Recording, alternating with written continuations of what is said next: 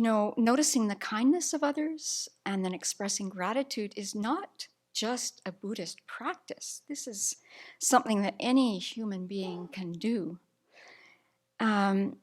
And it also brings immediate results. I mean, just look in your own experience. You notice the kindness of others, you express your gratitude, it makes the other people happy, it makes you happy. It's a meritorious mind. It mutes the self-centered thought. Or sometimes it even stops it for a few seconds. But the muting part and the stopping is just, wow, it's such a relief. So before being wheeled into the operating room 30 days ago today, there were lots of people coming in to talk to me, medical people. I don't know how many times they asked me what my name was or when I was born. And then, the nurses there asking all kinds of other questions, and the surgeon comes in, and fortunately he signs the leg that's going to be operated on, so they get that part right. So I had his autograph on my leg. And then 2 anesthetists came in. Now, why there were 2 that came in with his tiny little body, I wasn't really in the mood to ask. But anyway, they wanted to connect with me, and they asked if I had questions. And of course I did, and I had concerns. And they were very kind, and they answered these. And then both of them concluded their questions or their answers to me with, "And you're about to undergo major surgery." And when I heard that the second time, I thought, oh, I hadn't really planned on this. I didn't really frame it as major surgery. And then my self-centered thought took off. And so honestly, I was trying to figure out how I was going to get out of there, because I knew they had my sister's phone number, so I was going to ask this very nice nurse who was being extremely nice to me to please call my sister. Of course, I didn't have my clothes. I didn't have my ID. It was all locked somewhere else. But I was getting ready to get out of that bed and tell them, you know what? Since it is major surgery, I think we're going to do this at another time. We'll do it another time. But then, guess what? The drugs they gave me kicked in.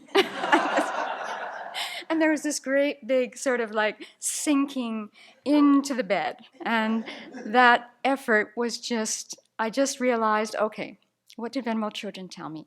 Aside from being, noticing the kindness, keep your mind on bodhicitta. So then I heard a story that when you went in for your surgery, I didn't hear this firsthand, so I don't know if it's true, but apparently you had the opportunity to ask if they could do prayers with you before they started? That you asked if there was an opportunity to do prayers before they began the surgery?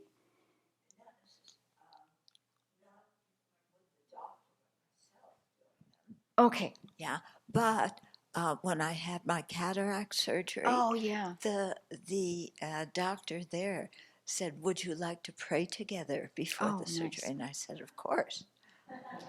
So I was struggling with this aspiration as they wheeled me into the operating room. And there were these two nice young people. And I had some questions for them. And then all of a sudden, this young guy says, okay, we're going to give you some oxygen. And I was about to say, well, could I do some prayers? And it was like, boom, gone. Over, cut. It's gone.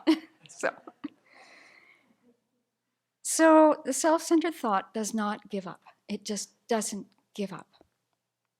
But this determination to notice the kindness, it brought some results that I didn't expect. And so what I noticed was, of course, my sister came down. Not of course. My sister came down from Alberta. She left her life, her animals, her family, her grandchildren, and she came down and she had the tough part. I won't tell you what she witnessed on day 1, but she's a mom and she's a grandma. She has experience with all of that, no problem. I'm glad it wasn't one of you.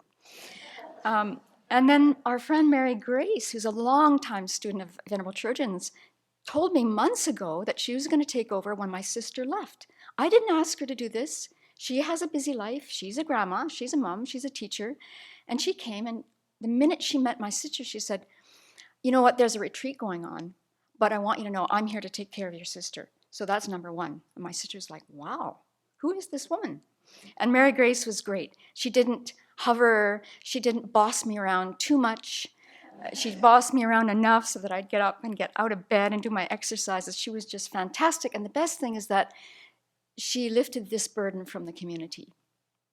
So you've got your own burden with me normally anyway, but they took care of those critical days. And then since then, everyone's been doing many, many parts of my offering service, and even the guests. I mean, right now I can't wash dishes.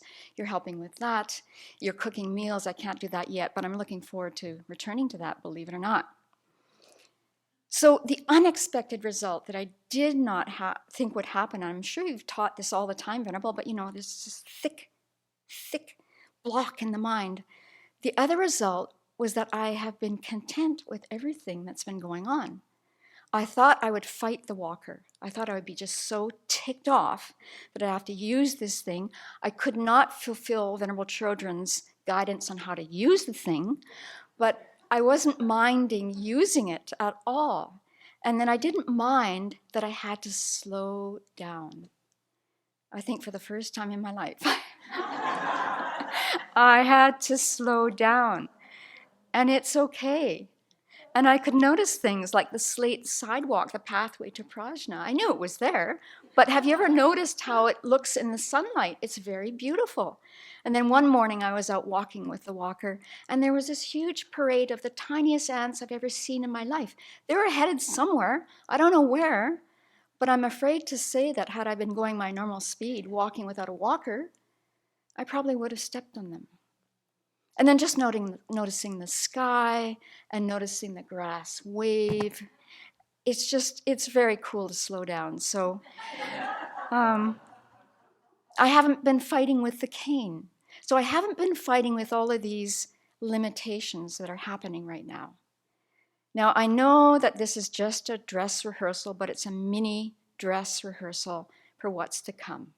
There's going to be bigger things coming up where there's going to be more limitations, and eventually there'll be the big one where it's clear. There's no getting out of this. The passage to the next life is going to come. So I'm just going to hang on to this contentment that has come up in this smallest little test and continue using that. I don't know if I can continue being slow. I mean, I'm slow mentally, so... And of course, I'm rejoicing in these amazing advances in orthopedic surgery. Amazing. But you know what? The surgery doesn't cure 3 types of dukkha. I'm still stuck in samsara. It's not going to get me out of that. And so we all have to just make this determination that we're going to get out of this mess by becoming fully awakened for the benefit of all. And let's not waste time. I mean, we can take our time, but let's not waste time.